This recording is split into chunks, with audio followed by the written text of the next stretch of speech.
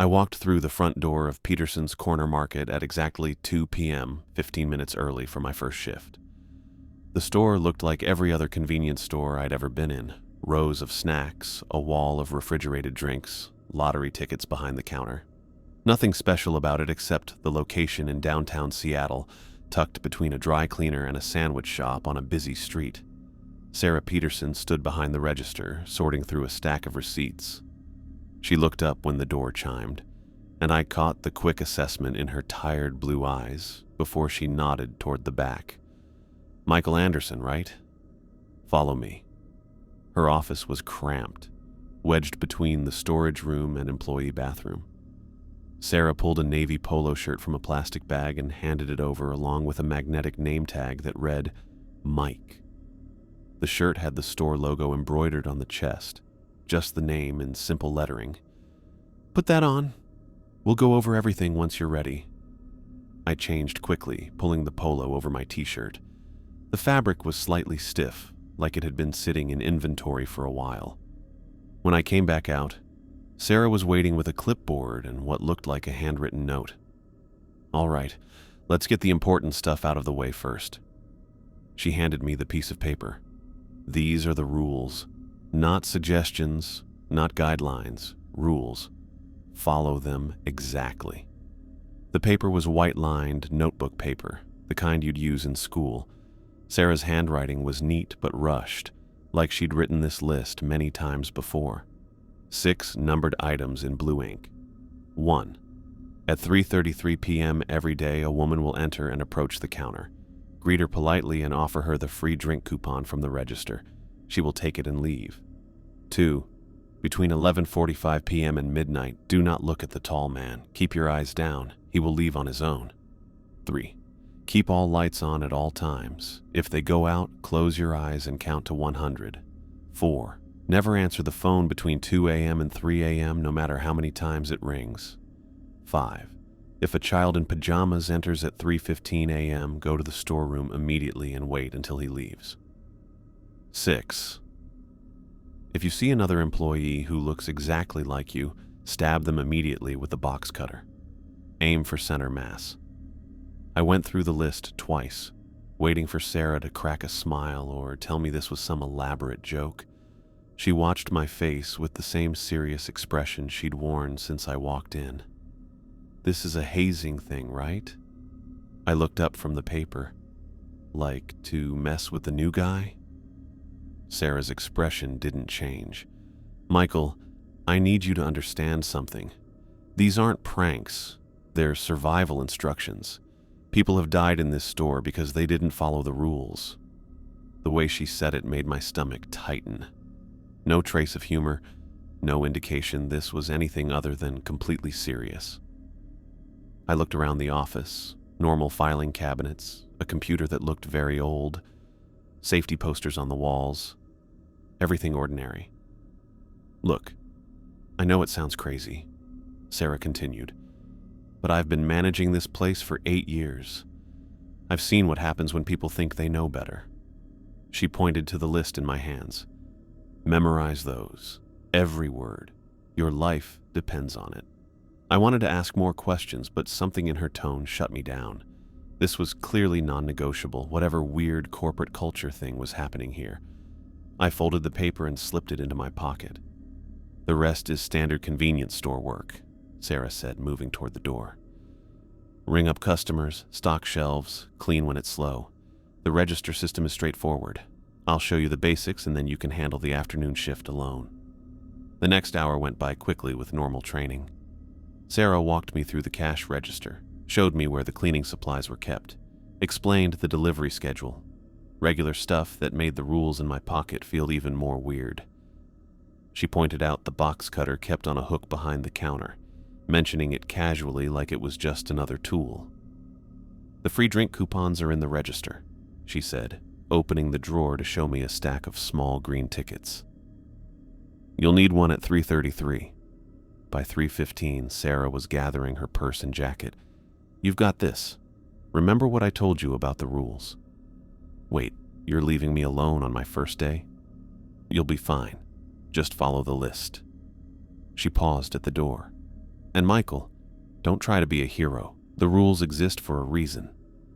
The door chimed as she left, and suddenly I was alone in Peterson's Corner Market. The clock above the register said 3:18 p.m.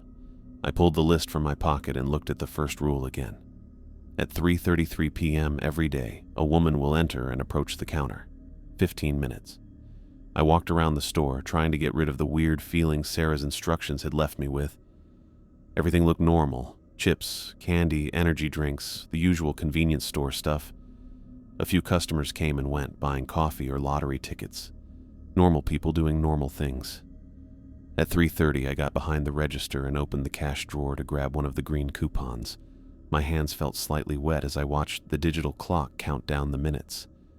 This was ridiculous. Some woman would come in, I'd offer her a coupon for whatever weird customer service training this was supposed to be, and that would be the end of it. 3:32. 3:33. The door chimed. A woman in a faded blue dress walked in. She moved toward the counter with steps that seemed too smooth, like she was sliding across the floor instead of walking. Her smile went wide across her face, wider than any normal person would smile when entering a convenience store. Something cold went up my spine. Her movements were wrong in a way I couldn't figure out. Too smooth, too focused. She came to the counter without looking at any of the stuff for sale, her wide smile never changing. I remembered the first rule and made myself speak. "Hi there. Would you like a free drink coupon?" She nodded once, a quick movement that didn't match her smooth approach. I handed her the green ticket with fingers that wanted to shake. She took it without touching my hand, her smile still wide across her face like it was stuck there. She turned and walked back toward the door with those same weird steps. No looking around, no buying anything, no normal customer behavior. Just in, take the coupon, and out. The door chimed again as she left. I stood behind the register looking at the empty store. I was breathing faster than I should have been for such a simple interaction. There had been something really wrong about that woman. The way she moved, the way she smiled, the way she'd come in at exactly 3:33 like the list had said. The rules suddenly felt a lot less like hazing material. I pulled the paper from my pocket and looked through the other 5 items again. Between 11:45 p.m. and midnight, do not look at the tall man. A child in pajamas at 3:15 a.m., another employee who looks exactly like me. What the hell had I gotten myself into? The magazine felt heavy in my hands. I'd bought it from the rack 20 minutes earlier, some car magazine I had zero interest in, but having something to focus on seemed important. Sarah had left me with the night shift schedule and a reminder that repeated in my head, just follow the rules exactly. My first solo night at Peterson's Corner Market. Now the store felt different in the fluorescent lighting, quieter somehow, like it was holding its breath. I checked the clock above the register, 11:42 p.m., 3 minutes. The rules list was memorized by now, but I'd kept it folded in my back pocket anyway. Rule 2 played on repeat. Between 11:45 p.m. and midnight, do not look at the tall man. Keep your eyes down. He will leave on his own. 11:43. I positioned myself behind the counter. Magazine open to a page about engine specs I didn't understand. My hands held the pages tighter than necessary. The store felt normal. Humming refrigerators, the distant buzz of the overhead lights, traffic passing outside. Everything exactly like it should be. 11:44. The digital clock seemed to move slower than usual, each minute crawling by. I forced myself to read the same paragraph about horsepower 3 times, though none of the words registered. Just something to keep my eyes pointed down. 11:45. The door chime rang. Cold hit the store immediately like someone had opened a freezer. The temperature dropped so fast I could see my breath forming little clouds as I exhaled. I kept my eyes locked on the magazine, on a picture of a red sports car I'd never be able to afford. No footsteps, nothing. But I knew someone, something, had entered. The silence stretched out, heavy and wrong. I could hear my own heartbeat in my ears, louder than it should be. The magazine pages rustled slightly in my shaking hands, and I tried to hold them steadier. Don't look up. Don't look up. Don't look up. A presence moved through the store. I couldn't hear feet touching the floor, but I felt the change in the air, the way the cold followed whatever was walking through the aisles. It passed near the counter, close enough that the temperature around me dropped even further. My breath came out in bigger puffs now, and I had to concentrate on not shivering. The magazine became my entire world. I read about tire pressure and transmission types, absorbing nothing but grateful for the words that kept my eyes occupied. Whatever was in the store with me moved with purpose, traveling up one aisle and down another. Methodical, deliberate. The cold never left. It settled over the store like a blanket, making the air thick and hard to breathe. I wanted to look up more than I'd ever wanted anything in my life. The urge to check what was happening around me felt like physical pressure behind my eyes. 15 minutes passed, maybe 20. Time moved strangely with my eyes fixed on the same pages, the same paragraphs I'd read over and over. The presence continued its circuit through the store, never making a sound but always there, always creating that wrongness in the air that made my skin crawl. Then the door chimed again. The cold vanished instantly like someone had flipped a switch. The oppressive weight that had been pressing down on everything lifted, and I could breathe normally again. I waited another full minute before allowing myself to look up from the magazine. The store looked exactly the same. Nothing moved, nothing changed, but I knew something had been here. Something that had walked through these aisles for 20 minutes without disturbing a single item on the shelves. I checked the clock, 12:08 a.m. My hands were still shaking as I set the magazine down. The rules worked. Whatever those instructions were designed to handle was real, and following them had kept me safe. The relief made me lightheaded. The next few hours passed in tense quiet. I restocked shelves, cleaned the coffee area, handled the occasional late-night customer buying energy drinks or cigarettes. Normal work that felt surreal after what had just happened. Every time I glanced at the clock, my stomach tightened thinking about the other rules. The other times when something would test whether I remembered Sarah's instructions. At 2:30 a.m., the phone rang. I stared at it from behind the counter, my hand frozen halfway to the receiver. The sound was sharp and insistent in the quiet store. Rule 4. Never answer the phone between 2 a.m. and 3 a.m., no matter how many times it rings. Ring, ring, ring. The urge to pick it up was almost overwhelming. Answering phones was basic customer service, something I'd done at every job I'd ever had. My hand twitched toward the receiver before I forced it back to my side. Ring, ring, ring. It rang 15 times, 20. I counted each one, watching the phone like it might bite me. The sound repeated off the store walls, seeming louder with each ring. What if it was an emergency? What if someone needed help? But I remembered Sarah's words. People have died in this store because they didn't follow the rules. Ring, ring, ring. Finally, it stopped.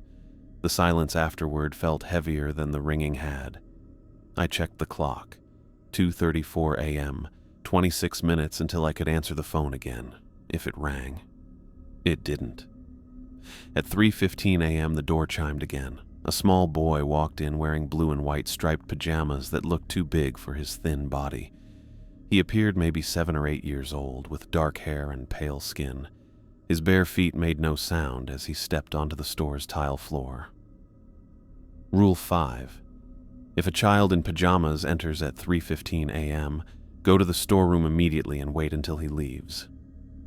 I walked quickly toward the back of the store, not allowing myself to look too closely at the boy. Something about him felt wrong in the same way the tall man had, a wrongness that made my skin prickle with nervousness. I pushed through the storeroom door and pulled it closed behind me. The storeroom was cramped, filled with boxes of inventory and cleaning supplies. I positioned myself near the door, listening to the sounds from the store. Or rather, listening to the lack of sounds. No footsteps, no movement, just silence. But I knew he was out there, moving through the aisles. I could feel his presence the same way I'd felt the tall man's, though this was different. Not cold, but heavy in a way that made the air feel thick. 10 minutes passed. 15. I stood in the dark storeroom, surrounded by boxes of chips and soda, waiting for a child who shouldn't exist to finish whatever he came here to do. Finally, I heard the door chime again. I counted to 50, just to be safe, before emerging from the storeroom. The store looked untouched, everything exactly where it should be. But the air still felt heavy, like the boy's presence lingered even after he'd left. The clock read 3:28 a.m. I was starting to understand the pattern now. Specific times, specific rules, specific responses. The store operated on a schedule that had nothing to do with normal business hours and everything to do with something else, something that existed parallel to the regular world. At 4 a.m., the lights went out. Not blinking, not dimming, just gone. The store plunged into complete darkness so sudden and total that I couldn't see my own hands. Every fluorescent bulb, every display light, every glowing sign went dark simultaneously. Rule 3. Keep all lights on at all times. If they go out, close your eyes and count to 100. I squeezed my eyes shut, though it made no difference in the blackness. 1, 2, 3. The darkness felt alive around me, pressing in from all sides. I could hear nothing but my own breathing and the distant noise of the refrigerators, which apparently ran on a different electrical system. 21, 22, 23. Something moved in the store. Not footsteps, but the sound of things being disturbed, merchandise moving, packages rustling. Whatever was in here with me was active, moving through the aisles with purpose. 47, 48, 49. The movement got closer. I could hear it near the counter now, just feet away from where I stood with my eyes clamped shut.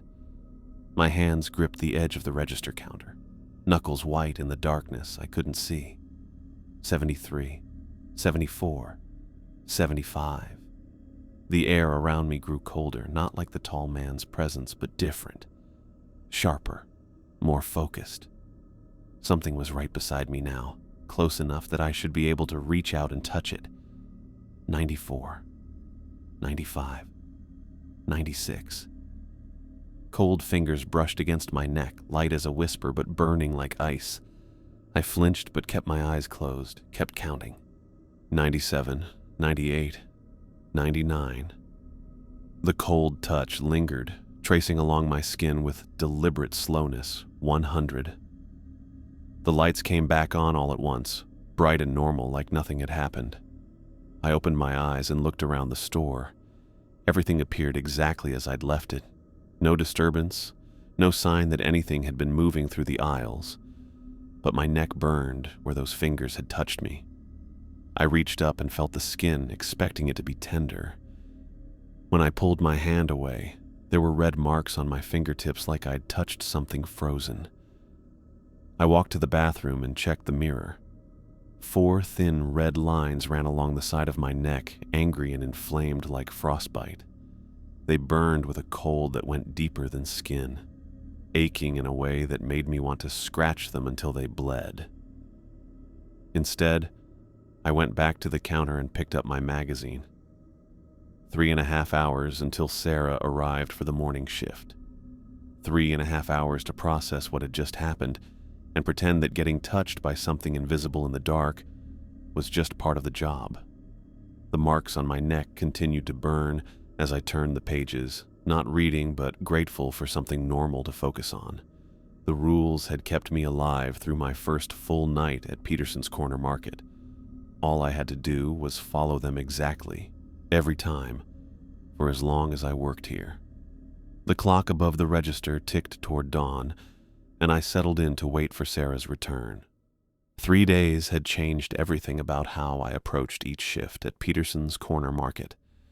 What started as terror had settled into something more like watchful routine. I knew the patterns now. The blue dress woman's exact timing, the tall man's midnight walk, the pajama boy's silent wandering. Each supernatural visitor followed their schedule with precise timing, and as long as I followed the rules, they left me alone. The red marks on my neck had turned into thin white lines, barely visible unless you knew where to look. I'd started checking them in the bathroom mirror during quiet moments, running my fingers over the raised skin that reminded me of what happened when the lights went out. The burning feeling had gone away after the second day, but the memory of those cold fingers tracing along my throat stayed fresh. I'd developed habits that would have seemed paranoid a week ago. The clock above the register had become my constant companion, my eyes finding it every few minutes to track where I stood in relation to the next scheduled encounter. 3:30 meant preparation time for the woman in blue. 11:40 brought the familiar tightness in my chest as I reached for whatever reading material would keep my eyes down. 2:55 had me getting as far from the phone as possible while still being able to see it ring. Thursday evening brought the usual pre-shift routine. I'd arrived 15 minutes early again, changed into my uniform in the cramped office, and took my position behind the counter. Sarah had already left for the day, offering her standard goodbye of "remember the rules" before heading out into the normal world where people didn't have to worry about supernatural customers.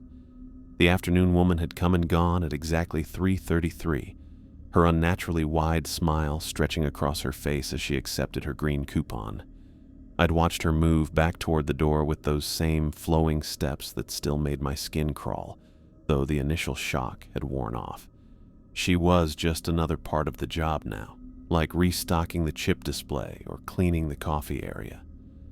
Business stayed steady through the evening.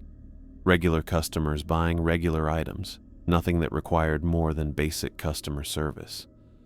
I'd restocked the energy drink cooler twice and was working on the candy aisle when movement caught my attention from the corner of my eye. Someone had entered the store. I could see a person near the entrance wearing what looked like the same navy polo and khaki pants I had on.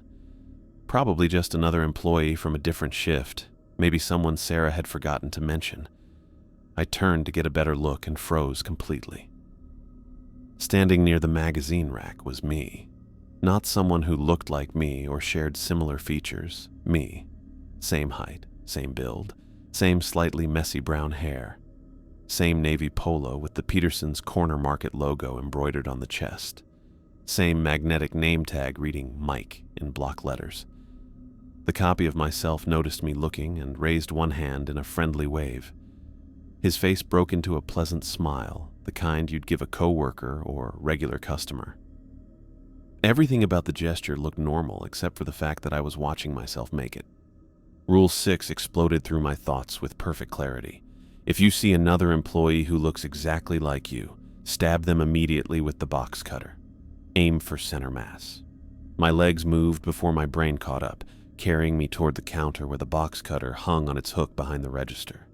The doppelgänger watched my approach with that same pleasant expression, like we were about to have a perfectly normal conversation about shift schedules or inventory counts. I grabbed the box cutter and extended the blade in one motion, muscle memory from watching Sarah demonstrate proper handling during training. The metal felt solid in my grip, real and sharp and capable of cutting through cardboard boxes or whatever this thing pretending to be me actually was. The fake Mike tilted his head slightly, still smiling. He opened his mouth like he was about to say something, probably hello or how's your shift going, but I was already moving. I lunged across the narrow space between us, aiming for the center of his chest, just like the rule specified. The box cutter went forward with all the force I could put behind it, ready to punch through fabric and whatever lay underneath. The blade passed through empty air. The doppelganger dissolved around the metal like smoke, wisps of gray mist curling away from where his body had been a split second before. The dissolution happened silently, except for a sound like breaking glass, sharp, musical, and completely wrong for something made of smoke. I stumbled forward, the momentum of my attack carrying me into the space where he'd been standing. The box cutter trembled in my hand as I spun around, checking every corner of the store for where he might have reappeared.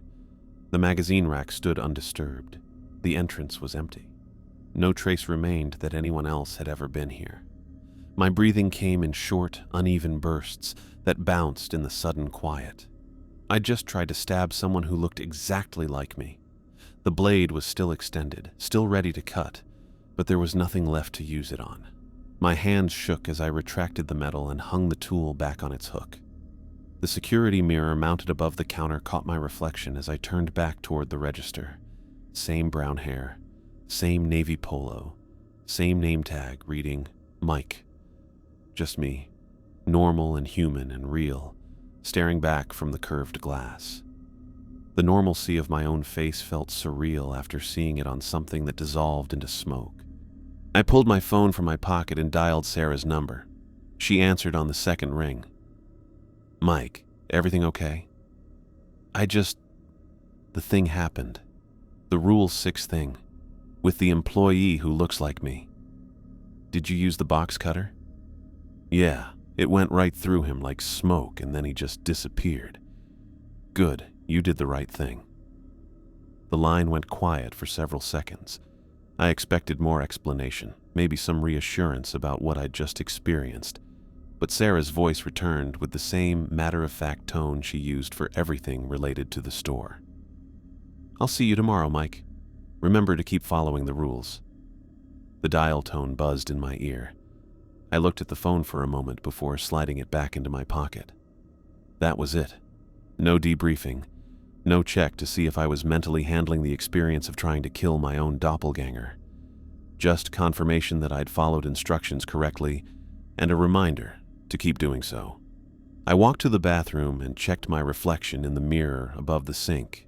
Same face, same tired eyes, same faint white lines along my neck from 3 nights ago. Real Mike, not Smoke Mike. The distinction felt important now in a way it never had before. The clock above the register read 8:47 p.m. when I returned to the counter. Hours remained before the tall man's visit, before the forbidden phone calls, before the pajama boy's silent exploration. Just me and the regular customers, and the knowledge that something inhuman could wear my face well enough to fool me, at least for a moment. I picked up the clipboard with the evening inventory checklist and got back to work. The rules had saved me again, just like they'd saved me every night since I started working here. All I had to do was keep following them exactly, no matter how strange the situation became. The clock read 10:15 p.m., and I couldn't shake the image of my own face breaking apart into smoke. Regular customers had come and gone since the doppelganger incident, buying energy drinks and cigarettes like nothing had happened.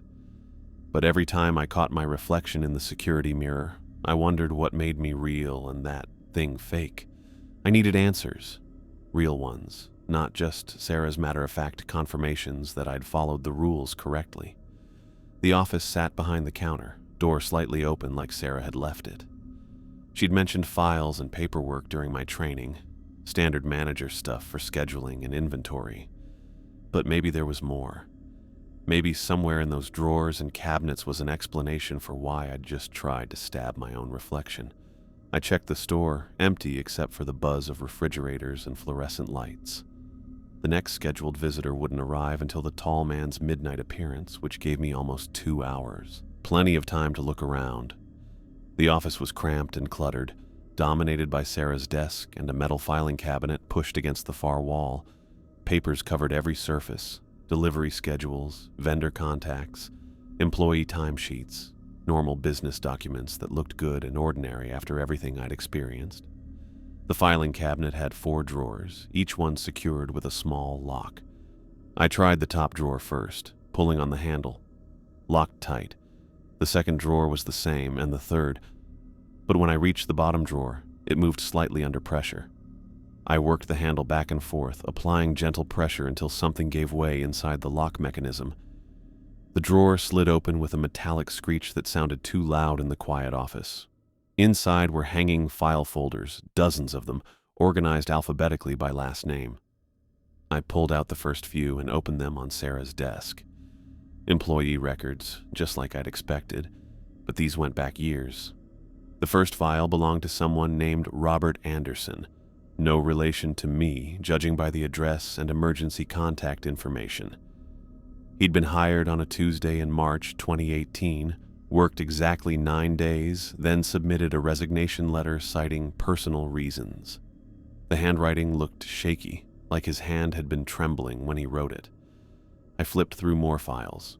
Patricia Brooks, hired for 3 weeks in 2019, quit without notice. Stephen Carter, 2 weeks in 2020. Resignation letter mentioned health concerns. The pattern repeated over and over. Short employment periods, abrupt departures, vague explanations. Then I found the files that ended differently.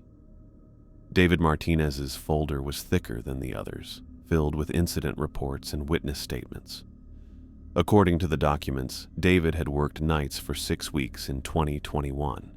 His employment record noted punctuality, reliability, good customer service skills. Everything looked normal until the final report, dated a Thursday in November. Sarah had written the incident summary in her neat handwriting. David had been found at 6 a.m. when she arrived for the morning shift. He was behind the counter, standing upright but completely frozen, not cold but literally turned to ice. His eyes were open, looking toward the entrance like he'd been watching something approach. The paramedics couldn't explain it. The death certificate listed cause of death as unknown cardiac event because they had no category for froze solid while working alone. But Sarah's handwritten note at the bottom of the report was more specific. Found cash register open to coupon drawer, midnight delivery not recorded. David looked at the tall man. I set the file aside and kept searching. Jessica Wong's folder told a different story but ended just as badly. Jessica had lasted 3 months, longer than most. Her timesheets showed consistent performance through late-night shifts, no customer complaints, perfect attendance. Until she was found in the storeroom on a Tuesday morning in early 2022. The incident report described Sarah's discovery in clinical terms. Jessica was sitting against a stack of inventory boxes, aged far beyond her 24 years. Her hair had turned completely white, her skin papery and wrinkled like she'd lived 8 decades in the 3 days since her last shift. The coroner estimated she'd aged approximately 60 years in 72 hours. Sarah's note at the bottom. Phone log shows 15 calls between 2 a.m. and 3 a.m. Monday night. Jessica answered the phone. More files revealed more deaths. Michael Torres, who had lasted only 5 days before being found in pieces scattered throughout the store. Sarah's note, lights went out at 2:47 a.m. Michael's eyes were open when found. Linda Hayes, discovered in the walk-in cooler after her first week, her body twisted into impossible angles. Linda hid in the wrong location during Pajama Boy visit. Each file told the same story. Employees who broke the rules accidentally or intentionally and paid with their lives. The details varied, but the cause was always the same. They'd failed to follow the precise instructions that kept them safe from whatever occupied the store during specific hours. I was reaching for another file when I spotted my own name on a tab near the back of the drawer. Anderson, Michael. My hands shook slightly as I pulled it out. The file was thin, containing only my job application, emergency contact information, and copies of my first few timesheets. But there was also a single sheet of paper with Sarah's handwriting, dated the day I was hired. Employee shows promise for long-term placement, cautious personality type, follows instructions precisely. Good candidate for night shift survival, monitor for first-week compliance. Below that, daily notes in Sarah's neat script. Day 1. Handled rule. 1 encounter successfully. No hesitation with coupon distribution. Day 2. Survived full rule set. Employee demonstrates proper fear response and rule adherence. Day 3. Rule 6 encounter handled correctly. Employee used box cutter without hesitation. Day 4. Continued compliance. Ready for extended shift assignments. I was reading my own evaluation like a lab report. Sarah had been documenting my reactions, measuring my survival potential, tracking whether I'd live or die based on how well I followed her instructions. Looking for something specific, Mike? I spun around to find Sarah standing in the office doorway. She looked tired but not surprised, like she'd expected to find me here eventually. Her blue eyes moved from my face to the open filing cabinet to the scattered folders on her desk. I needed to understand what's happening here. Sarah stepped into the office and closed the door behind her. She moved around the desk and began gathering the files I'd pulled out, stacking them in neat piles with practiced efficiency. You read about David and Jessica. It wasn't a question. I nodded, watching her organize the evidence of deaths I'd never been told about. They broke the rules. You could have warned me about what happens when people break them. Would you have believed me? Sarah looked up from the files. Would you have taken the job if I'd told you during the interview that previous employees died here? She had a point. I'd barely believed the rules were real until I'd experienced the supernatural visitors myself. Hearing about frozen corpses and rapidly aged bodies would have sent me running before I understood what I was dealing with. Sarah sat down in her desk chair and pointed for me to take the plastic visitor chair across from her. The office felt even smaller with both of us inside, cramped and warm after the cool air of the store. The building sits on land where something terrible happened, she said. 1962. A family was murdered here. Parents and 2 children. The killer was never caught, never identified. Police found them in what used to be the living room, arranged in a circle like they'd been positioned deliberately. I waited for her to continue, watching her face for any sign that this was another test or training exercise.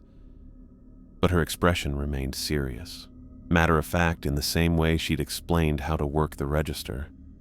The supernatural activity started immediately after the murders. Previous owners tried running different businesses, a hardware store, a deli, a dry cleaner. None of them lasted more than a few months before strange things drove customers away. This building stayed empty for 20 years until the convenience store chain bought it in 1983. Sarah opened the bottom drawer of her desk and pulled out a thick folder labeled Store History. She set it on the surface between us, pages yellowed with age.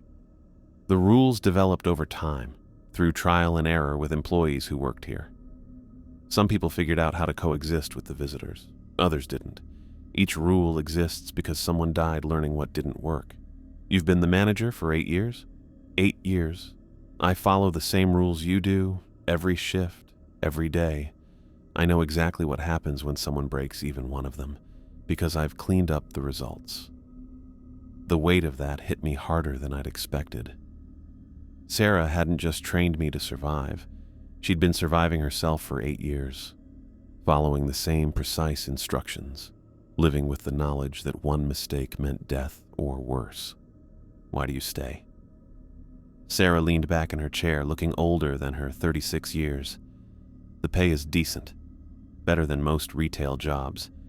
And once you've lasted past the first week, once you know you can survive if you follow the rules exactly, it becomes a kind of trap. Where else can you go that feels safe? Every other job feels unpredictable compared to this. She pointed toward the filing cabinet. Employees who make it past their first week usually stay for months or years. They get comfortable with the routine, with the certainty that comes from knowing exactly what to expect and when. Breaking the rules means death, but following them means survival. It's a simple trade-off that becomes harder to walk away from over time. I thought about my own experience, the terror of the first few nights giving way to careful routine, the way I'd started checking the clock constantly, but felt confident in my ability to handle each scheduled encounter. Sarah was right. The rules were becoming a kind of safety net, reliable in a way that normal employment never was. The visitors don't change their patterns. Never. Same times, same behaviors, same responses to rule compliance. They're predictable in a way that makes survival possible if you're careful enough to follow instructions exactly. Sarah began putting the files back in the cabinet, returning them to their alphabetical order. My own file went back into its slot between other employee records, a thin collection of papers that would grow thicker if I lasted long enough. "You did well tonight with the doppelgänger," she said as she locked the cabinet drawer. "Most people hesitate the first time they see their own face on something that shouldn't exist. Hesitation gets you killed."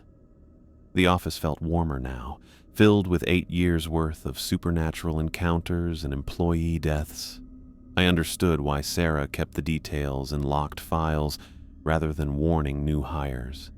The knowledge was too much to carry before you'd experienced enough to believe it was real. The conversation with Sarah had changed something basic about how I understood my job. Over the next 2 nights, I found myself moving through each shift with a different kind of awareness. The supernatural visitors were still terrifying, but now I knew they were part of a larger system. One that had been running for decades, maintained by employees who learned to follow the rules precisely. My 5th night had passed without incident. The woman in blue at 3:33, the tall man at 11:45, the phone calls at 2 a.m., the pajama boy at 3:15. Each encounter happened exactly on schedule, and I'd handled them all with growing confidence. The box cutter felt familiar in my hands now. The storeroom had become a reliable refuge, and I could count to 100 with my eyes closed while standing perfectly still. But my 6th night started wrong from the beginning. I'd arrived at my usual time, changed into my uniform, and took my position behind the counter. The afternoon customers came and went. Coffee, lottery tickets, energy drinks. Normal people buying normal things in the brief window before the supernatural schedule took over. At 3:30, I got a green coupon from the register drawer and watched the clock above the counter. 3 minutes until the woman in blue would arrive with her unnaturally wide smile and flowing movements. I'd gotten used to the anticipation, the way my muscles tensed slightly before each scheduled encounter. 3:33 came and went. The door stayed silent. I checked the clock again, wondering if I'd misread the time. 3:34. 3:35. No chime. No woman in the faded blue dress. For the first time since I'd started working here, someone had missed their scheduled appearance. Then at 3:37, the door chimed. She entered with the same gliding steps I'd grown used to, but something felt different about her approach. The smile stretched across her face at the same impossible angle, and her movements kept that weird fluid quality that never looked quite human. But she was late. 8 minutes past her usual time. I held out the green coupon, following the first rule even though the timing was wrong. She accepted it with the same sharp nod, turned toward the exit, and glided away. The interaction lasted exactly as long as always, but the broken schedule left me worried in a way I hadn't expected. The rest of the evening crawled by with an underlying tension I couldn't shake. Regular customers noticed nothing different, but I found myself checking the clock obsessively, wondering what other patterns might break. If the woman in blue could arrive late, what did that mean for the other scheduled visitors? At 11:25, I positioned myself behind the counter with a hardware catalog I'd grabbed from the magazine rack. The tall man would arrive in 20 minutes, and I needed something to keep my eyes focused downward. But as I opened the catalog to a page about drill bits, cold air began flooding the store. The temperature dropped so fast I could see my breath forming in small clouds. My grip tightened on the catalog pages as the door chimed 15 minutes early. Whatever had entered brought the same oppressive presence I'd learned to recognize, but the timing was completely wrong. I kept my eyes locked on the catalog, reading about torque specifications and battery life while invisible footsteps moved through the aisles. The cold got worse until my fingers began going numb, but I didn't look up. Rule 2 said to keep my eyes down between 11:45 p.m. and midnight, but the tall man had arrived at 11:30. I had to make a choice between following the rule's timing or responding to the actual threat. I chose to treat his presence as more important than the schedule. Eyes stayed down, focused on power tool reviews, while the entity completed its circuit through the store. The cold air pressed against me, and I could sense something massive moving between the aisles without making a sound. After what felt like an hour, but was probably 20 minutes, the door chimed again and the temperature returned to normal. I checked the clock, 11:52 p.m. The tall man had left during his usual departure window, even though he'd arrived early. The phone started ringing at 2:15 a.m. I was restocking the candy aisle when the shrill sound cut through the quiet store. 15 minutes before the forbidden calling period was supposed to begin, but I recognized the pattern immediately. Insistent, demanding rings that seemed to carry longer than normal phone calls. I walked to the far end of the store and watched the phone from a distance. It rang 12 times, stopped for 30 seconds, then started again. The sound drilled into my skull with each repetition, but Rule 4 was clear about not answering between 2 a.m. and 3 a.m. The early start time didn't change the basic instruction. The calling continued for 25 minutes before finally stopping at 2:41 a.m. I returned to restocking, but the wrongness of the timing kept nagging at me. Every supernatural visitor was arriving early, breaking patterns that had been consistent for years, according to Sarah's files. At 3:10 a.m., the door chimed again. I looked up to see the pajama boy entering the store. Same oversized blue and white striped pajamas, same pale skin and dark hair, same bare feet that made no sound on the tile floor. But he was 5 minutes early, just like everyone else tonight. I moved quickly toward the storeroom, not waiting to see where he would go or what he might do. Rule 5 was clear. Hide in the storeroom when the child in pajamas enters at 3:15 a.m. The timing might be wrong, but the threat stayed the same. The storeroom felt smaller than usual as I settled in between boxes of inventory and cleaning supplies. Through the thin wall, I could sense the heavy atmosphere that always came with the boys' visits. The air grew thick and oppressive, making each breath feel labored. But instead of the usual 15-minute visit, the presence stayed. I checked my phone, 3:25 a.m., then 3:30, then 3:35. The boy should have left by now, but the heavy feeling in the air stayed constant.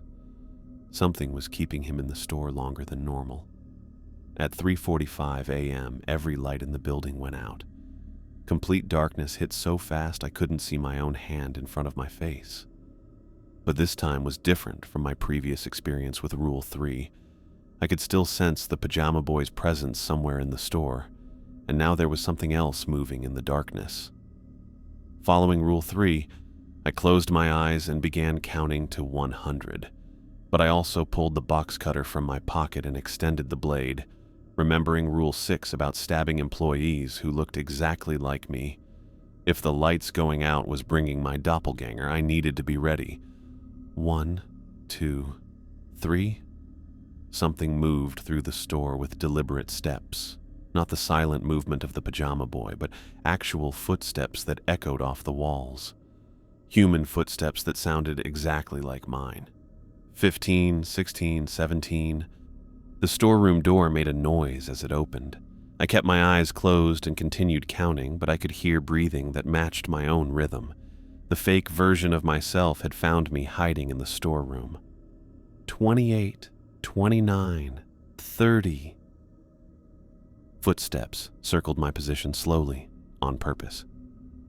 The doppelganger was taking its time, probably wearing my face and my uniform while it decided how to approach. I held the box cutter tighter and focused on the count. 45, 46, 47. The breathing got closer. I could feel body heat coming from someone standing just a few feet away, watching me count with my eyes closed. The pajama boy's heavy presence still filled the store, but now there was also this thing pretending to be me. 62, 63, 64. Something brushed against my shoulder. Fabric from a navy polo shirt exactly like the one I was wearing. The touch was gentle, almost friendly, like a coworker getting my attention. But I knew what would happen if I opened my eyes or stopped counting. 79, 80, 81. The footsteps completed another circle around me. The double was getting impatient, probably confused about why I wasn't reacting to its presence. Its breathing changed rhythm, becoming faster and more upset. 94, 95, 96. Something grabbed my arm. The grip was strong and cold, fingers that felt exactly like mine wrapping around my wrist. The doppelganger was trying to force a reaction, trying to make me open my eyes or break the count that was protecting me from the darkness. 97, 98. I stabbed blindly into the space where the grip was coming from. The box cutter met resistance for a split second before passing through something that felt like thick smoke. The grip on my arm vanished immediately, followed by that same musical breaking sound I'd heard during my first encounter with the doppelganger. 99, 100. The lights came back instantly. I opened my eyes to find the storeroom exactly as I'd left it, except for boxes that had been knocked over during the encounter. A small puddle of black liquid had spread across the floor near my feet, thick and oily like motor oil, but with a rainbow sheen that caught the fluorescent lighting. The heavy atmosphere from the pajama boy had lifted completely. Whatever force had been holding him in the store longer than usual had disappeared along with my copy. I checked the time on my phone. 3:47 a.m. Both supernatural threats had ended at the same time when the lights came back on. I cleaned up the black liquid with paper towels and bleach, watching it dissolve into a gray mess that washed away easily. The box cutter blade showed no trace of whatever I'd stabbed. Clean metal that looked like it had never cut anything more dangerous than cardboard. The rest of my shift passed in complete silence. No more early arrivals, no more broken patterns. Just me and the normal inventory tasks until Sarah's headlights swept across the parking lot at 6 a.m. She entered through the front door, looking more alert than usual, blue eyes checking the store like she was looking for damage or signs of trouble. When she saw me behind the counter, alive and uninjured, her expression relaxed slightly. How was the night? Different. Everyone showed up early. The woman at 3:25 instead of 3:33, the tall man at 11:30, the phone at 2:15, the pajama boy at 3:10. Then the lights went out while the doppelganger was here. Sarah walked around the counter and checked the box cutter hanging on its hook. She examined the blade, probably looking for traces of whatever I'd stabbed in the darkness. You handled all of them correctly? Yes. Followed every rule, even with the timing problems. The doppelganger grabbed my arm during the count, but I finished to 100 before I used the box cutter. Sarah nodded slowly, like I'd passed some kind of test she'd been waiting for me to take. She pulled out her phone and made a quick call, speaking in low tones I couldn't quite hear. When she finished, she turned back to me with a look I'd never seen before, something that might have been respect. That was the ultimate test, she said. Something that happens maybe once every few years, when all the supernatural forces try to break their patterns simultaneously. Most employees don't survive their first encounter with multiple rule violations happening at once. She walked to the office and returned with a folder I'd never seen before, thick with documents and forms. Setting it on the counter between us, she opened it to reveal what looked like a job offer letter. I'm promoting you to assistant manager. Better pay, better benefits, and the responsibility for training new employees when they get hired. Employees who survive the ultimate test usually become lifers, people who understand this place well enough to help others survive it too. I looked at the paperwork, thinking about what she was offering. More money was nice, but the real draw was something else. During those moments in the storeroom, counting to 100 while something that wore my face walked around me in the darkness, I'd felt a weird kind of understanding. The rules weren't just survival instructions. They were a system for keeping balance, making sure supernatural forces stayed contained within predictable patterns. Future employees would need to know what I know now. Everything you've learned about following the rules exactly. How to recognize each supernatural visitor. What happens when people break the instructions, why the timing matters, even when it gets disrupted. You'd be responsible for keeping them alive through their first week. That responsibility felt significant but manageable. I'd survived because Sarah had prepared me properly, given me the tools I needed even when she couldn't explain everything up front. Now I could do the same for whoever came next. I accept. Sarah smiled, the first genuine expression of warmth I'd seen from her since I started working here. She pulled a pen from her pocket and handed it to me along with the assistant manager contract. Welcome to management, Mike. You'll find the work is more predictable than most people realize, once you understand what you're really managing. I signed the papers, officially accepting my new role in maintaining the supernatural balance that kept Peterson's Corner Market running. The clock above the register read 6:15 a.m., marking the end of my 6th night and the beginning of whatever came next.